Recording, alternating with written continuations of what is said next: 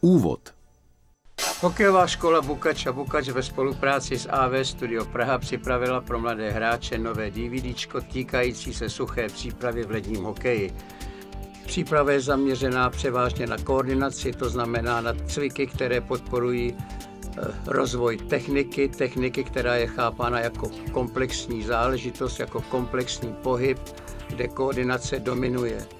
Cvičení jsou zaměřená dále na změny směrů, na kličkování, úniky, úhyby a různé prvky, které se uplatňují nejen při bruslení, ale které se uplatňují při kličkování, střelbě, vedení kotouče, to znamená ve všech herních činnostech. Doufám, že cvičení budou podnětná nejen pro hráče, ale i pro trenéry, tak, abychom změnili současné konzervativní pojetí naší přípravy, zejména suché přípravy ledního hokeje, na současnou normu mezinárodního hokeje. Dynamické rozcvičování. Zahřátí během.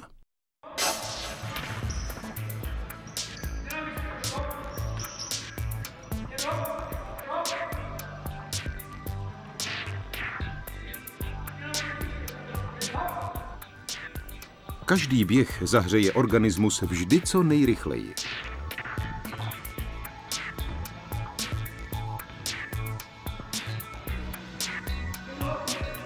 Proměnlivost běhu urychluje zahřátí organismu.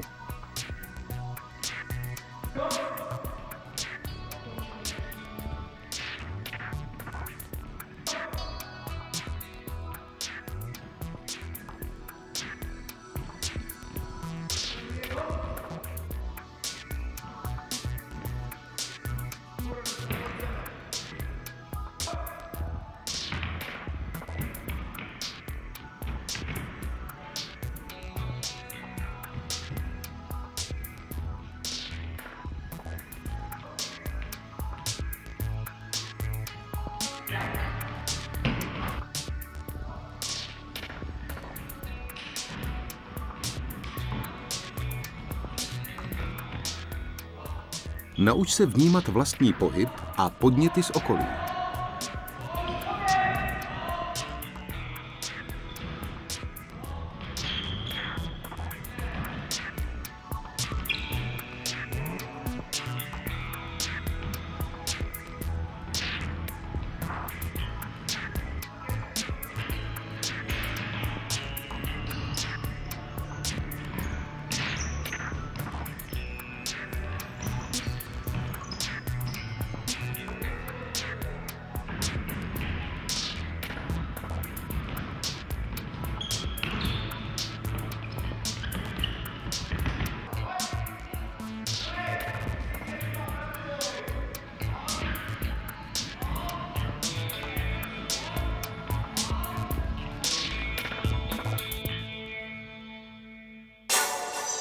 Stabilizace tělesného středu.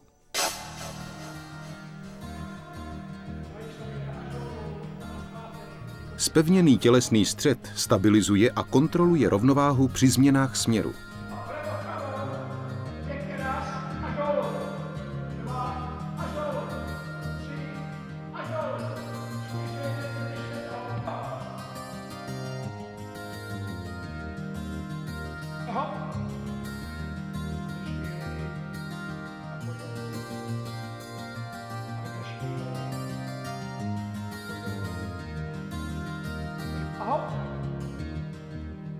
A úplně protlač dolů. A držím. A držím. A drž. A drž dolů. A dolů. Za tělesný střed se považuje povrchové i hluboké svalstvo v oblasti pánevní, bederní a břišní.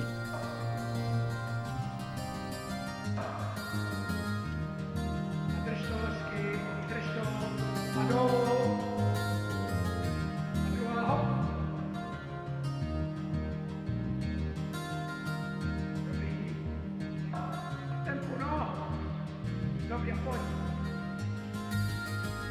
3. Fera, hop. Tahe. No, pojď. Raz. Až nahoru. 2. Až nahoru. A jdeš nahoru. Ještě více drž.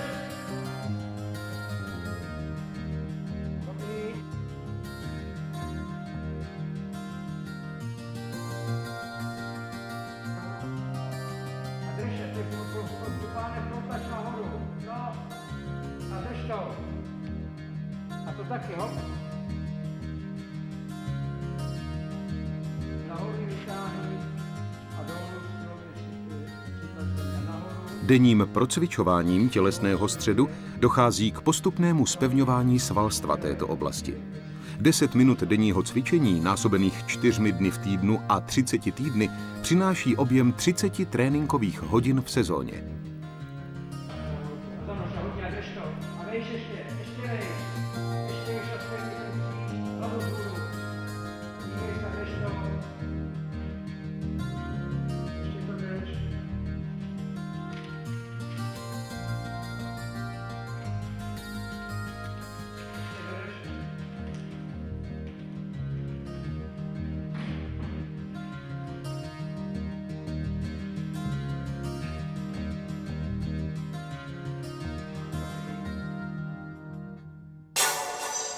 Výpady.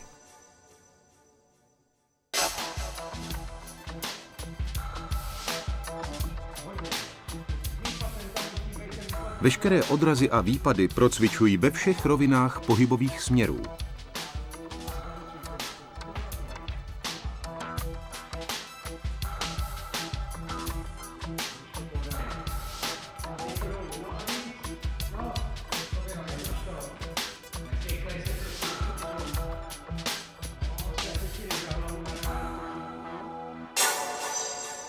Silová průprava.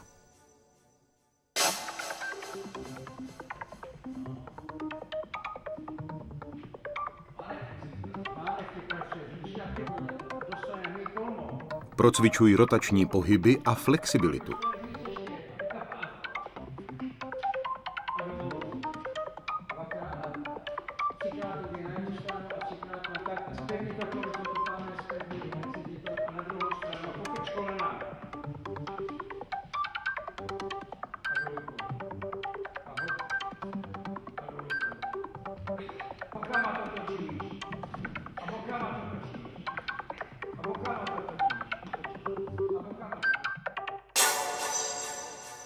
Obratnost, agilita.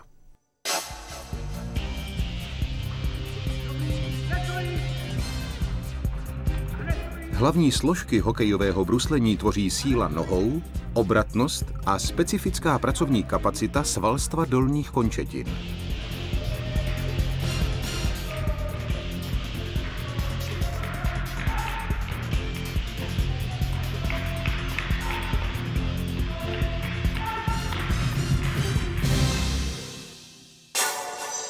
Agilita, mobilita a reaktivita.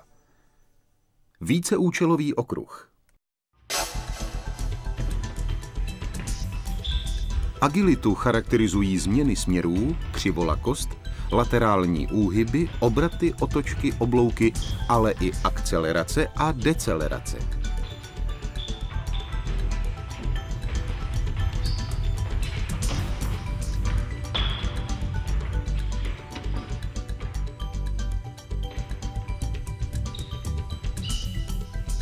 Závěrečné kličkování s kuličkou harmonizuje silovou zátěž.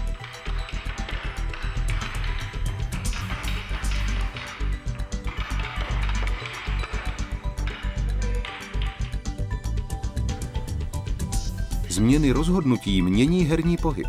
Pohyb a myšlení je celek.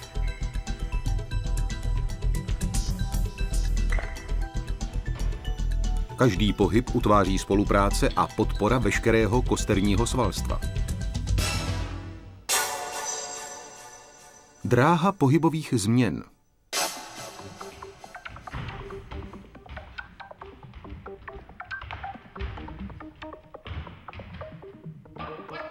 Nauč se vnímat vlastní i okolní pohyb.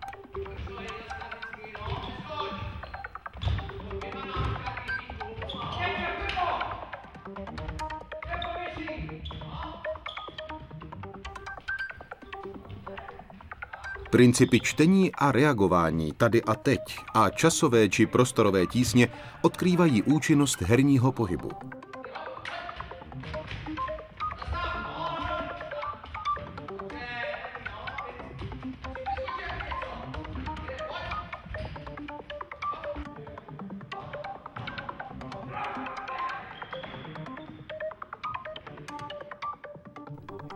Síla nohou, agilita a technika jsou hlavní výkonové komponenty herního pohybu.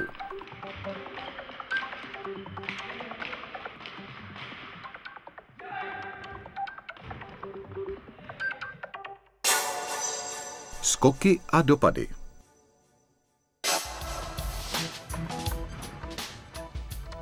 Dobrý bruslař má silné nohy. Nezapomeň, že technika je stálé propojování dovedností a pohybů.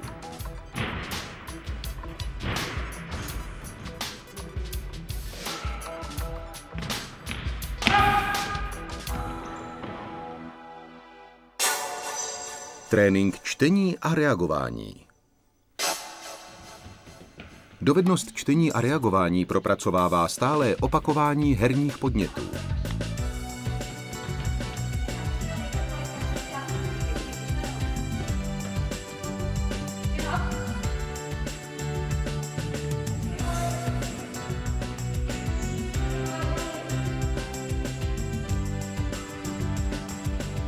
Čtení a reagování je vždy ve vztahu s principem tady a teď.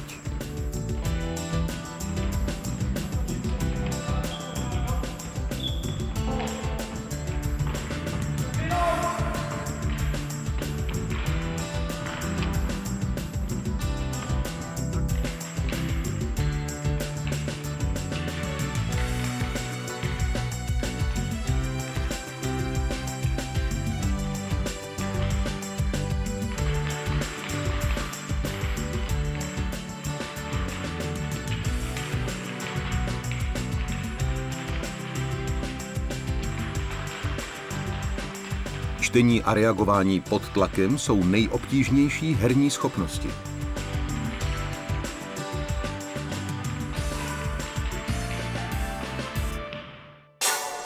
Tělesná síla a stabilita v herním pohybu.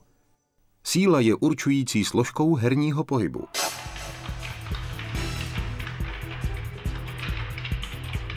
Silné nohy upevňují stabilitu při kličkování.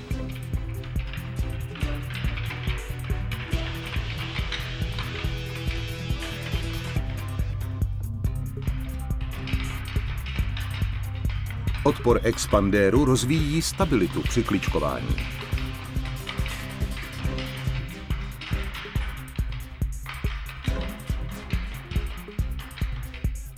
Odpor expandéru posiluje celek pohybového systému.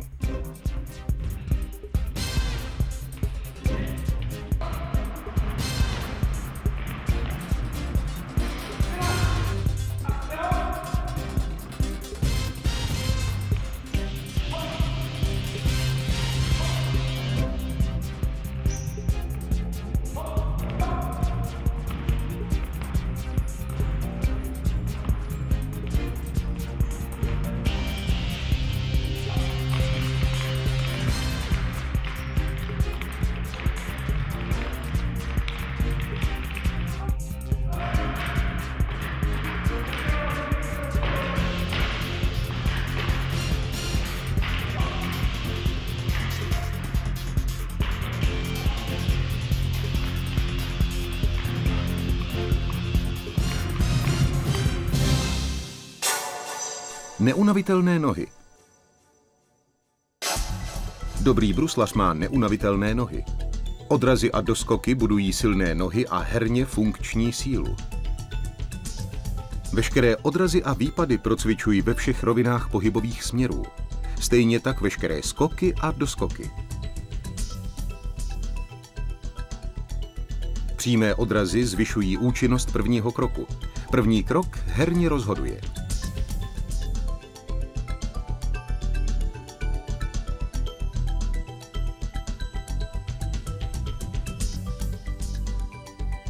Explozivní první krok a rychlé nohy tě herně zvýhodňují.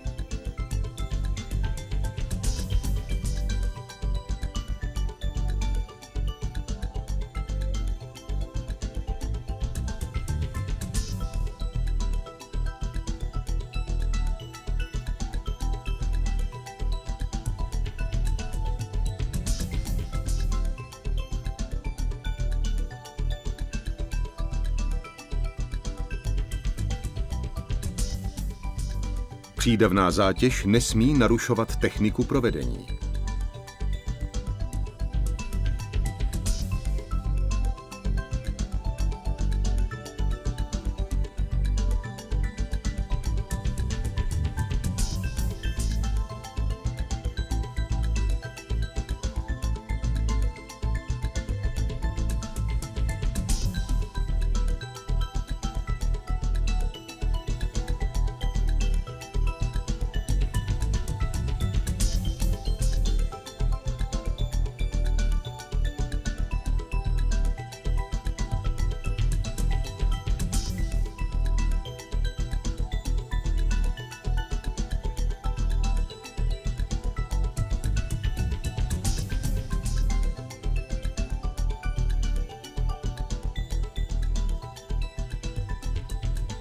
Pro cvičování herní reaktibility zdokonaluje herní pohyb.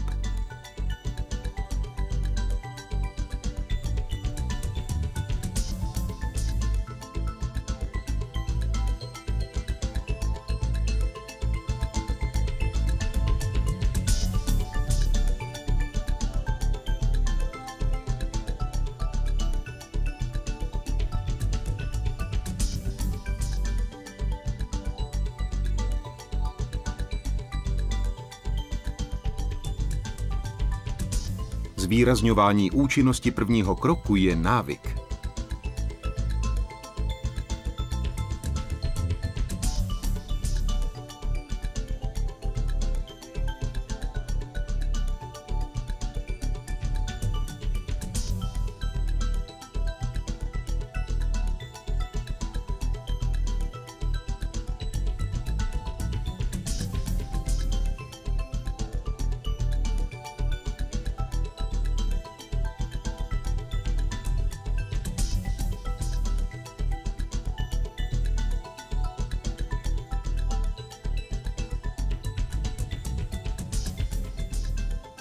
Skoky se zátěží zvyšují nejen bruslařské